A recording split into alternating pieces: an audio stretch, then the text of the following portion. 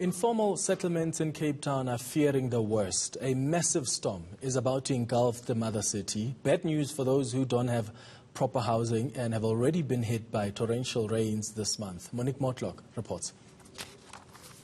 The homes of 9 families once stood on this floodplain in Blukombos's so-called COVID informal settlement.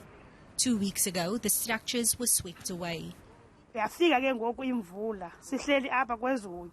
So kusalahlekelwa zilantuka furniture negrocery yonke into nempahla zethu zimanzi abamanzi.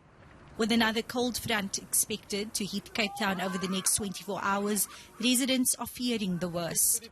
Sise risky noba singanayo corona because lel dam and then akomi konele abantwana apha bethu abaye baqubha apha last year siluze abantwana bayi2 abebachona kwel dam. Community leaders say the high unemployment rate means residents can't afford to live anywhere else. Our country is not creating jobs, so that's why it says the government must come, because there is something that the law, the people must getting at least a basic needs, meaning that it must provide by the toilet, it must provide with the water, it must provide within the electricity.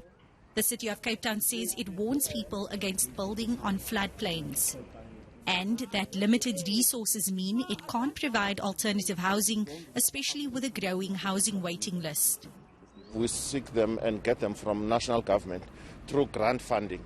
So if we get X amount of grant funding, we can only be in a position to build that limited houses. For an example, now we used to build more than 4,800 per financial year.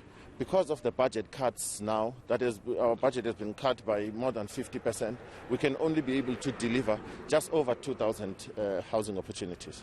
The city says over the past year, at least 53 new informal settlements have cropped up, housing an estimated 100,000 people.